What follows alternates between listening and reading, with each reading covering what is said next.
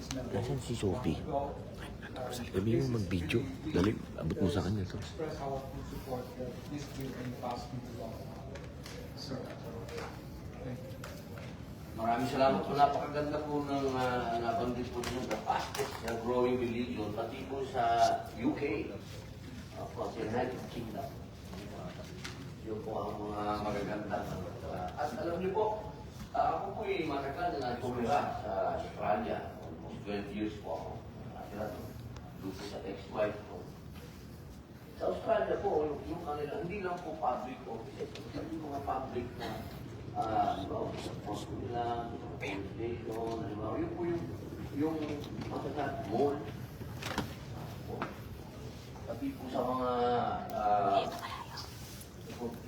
laro ng mga bata, theme park, may grupo, pero po ang grupo, expose ang mga tinatawag po natin first world cup na meron po silang player room. Yun nga lang, hindi lang exclusive po sa mga Muslim. Opo, yung katulad po sa mga lugar na yan na nabanggit ko, pero kung ang Muslim, meron din na pwede din po bang tinulong. Kaya napakaganda po, napakaganda po ng inyong mukhahe, the fastest growing religion. Salamat po. Attorney Christian, ang mga pangalan niya, Attorney Christian Don G. Molina. Sir, Office ng Legal Affairs ng Civil Service Commission. Sir, pwede po kayo na magkaroon po? Yes, good morning, Mr. Chair, Senator Robin C. Padilla, the Secretariat, fellow resource speakers, and guests. Mr. Chair, yes, the CSC laws no intent of the proposed measure, as it seeks to reflect the state's commitment to promoting inclusivity and upholding the free exercise of religion, emphasizing the importance of accommodating the spiritual needs of Muslim public servants, as well as state proposal. In this regard, the CSC finds nothing objectionable in relation to the civil service laws, rules, and regulations, and it expresses its full support for the approval of the said bill. However, Mr. Chair, as you have mentioned in your example, the Commission recommends for the consideration of the Senate that the prayer room to be established should be considered as a prayer room available for use by any public servant who wishes to pray regardless of religion. The recommendation is more inclusive and in line with the value of spirituality under the Public Service Values Program by the CSC, which aims to promote core values of patriotism, integrity, excellence, and spirituality among civil servants, and help them demonstrate those values in their work. Thank you, Mr. Chair. Maraming salamat po, Atty. Christian. Alam niyo po, sa istorya po ng mga Muslim, mabanggit ko lang po kasi yung pangalan po ninyo, ganda po, Christian. May time po sa kasaysayan ng mga Muslim na sila po ay nakatay. Talagang hinahanting ng mga kagano. Sa Saudi po ito. Ang sabi po ng propeta sa kanila, pumunta sila sa isang Christian king. At yun ang mag-aalaga, magpuprotekta sa kanila. Nabanggit ko lang po kasi napakaganda po ng inyong pangalan. Napakaganda ng story. At yun po yung binungkahin po ninyo, napakaganda. Maraming salamat po, Atty. Christian. Director Angela Gilberto Alfahar. Ganda naman po ng pangalan at pilito. Human Resource Management Office, Department of Foreign Affairs. Naku ma'am, napakaganda po. Alam ko, mungkahin po ninyo.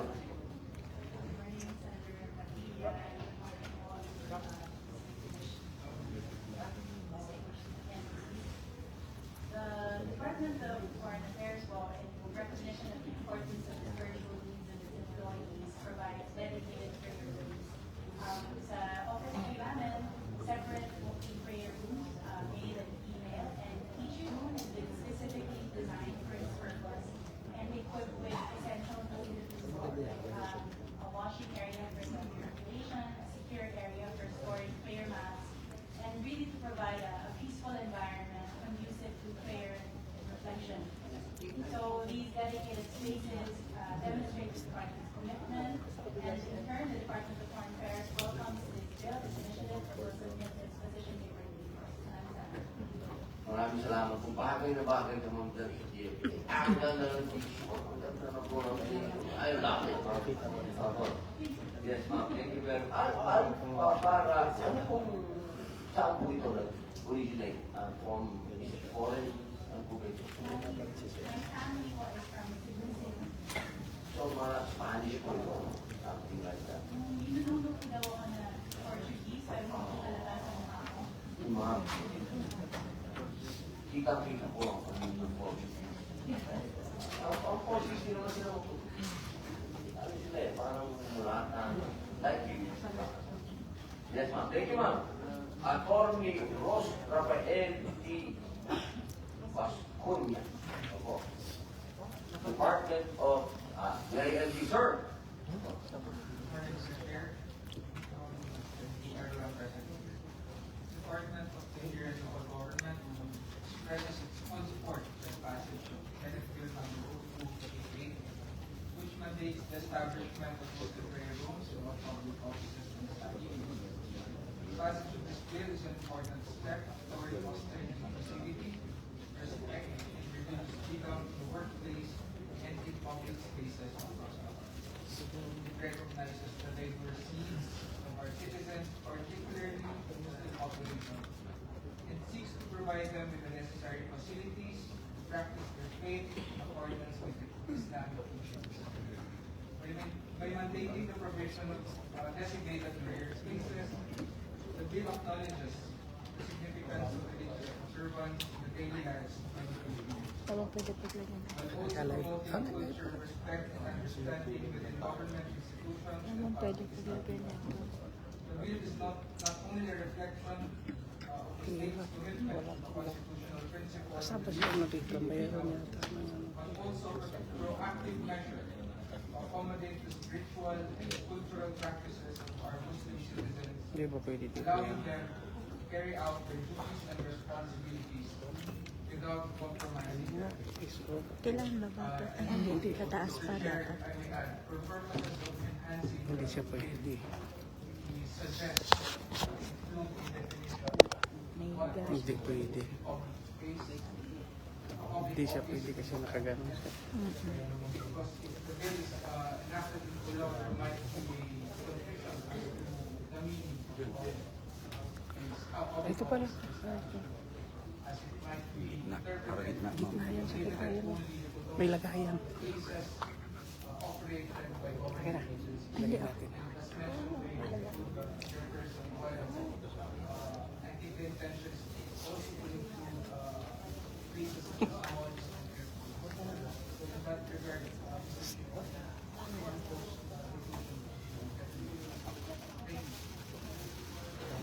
Maraming salamat po, Atty. Ros. Napakaganda po ng inyong mungkahit at sisiguraduhin po natin pagka ginawa po natin yung DWP, sir, nandyan po kayo at kayo po ang magiging guide namin at kung ano man po yung mungkahi po ninyo, ilalagay po natin yan sa video. Atty. Sujette Medina na DepEd. Good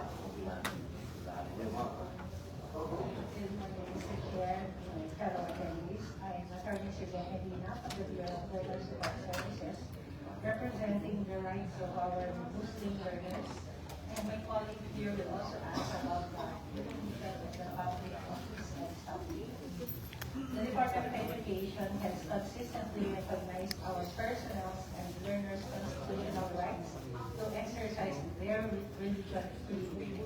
This is readily apparent in the policies issued by the Department of Education, which recognizes the vital role of religion in citizen formation, particularly the well-being of our youth. The United Nations Convention on the Rights of the Child directs its signatories to recognize every child's right to religion and the freedom to manifest one's religion and beliefs. Consistent thereto, the DepEd issued DepEd Order Number 32, Series of 2013, which is strengthening the protection of the religious rights of students, guaranteeing the rights of our learners to freedom of religion and manifest religion. Additionally, DepEd issued its policy guidelines on madrasa education.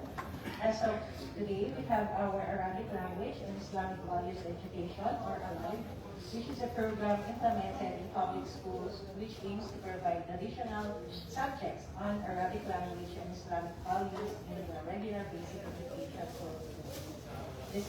We have also our support to private madaris.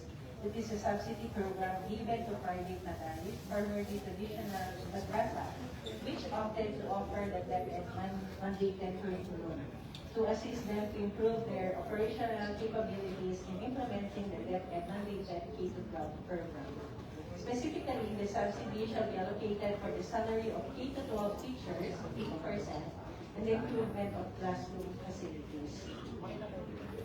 As to our personnel, the DepEd consistently encourages personnel in all school governance levels to observe the holy month of Ramadan through the issuance of a policy encouraging our teaching and non-teaching personnel, as well as our learners, to use alternative delivery modes in accordance with related issuances of the Civil Service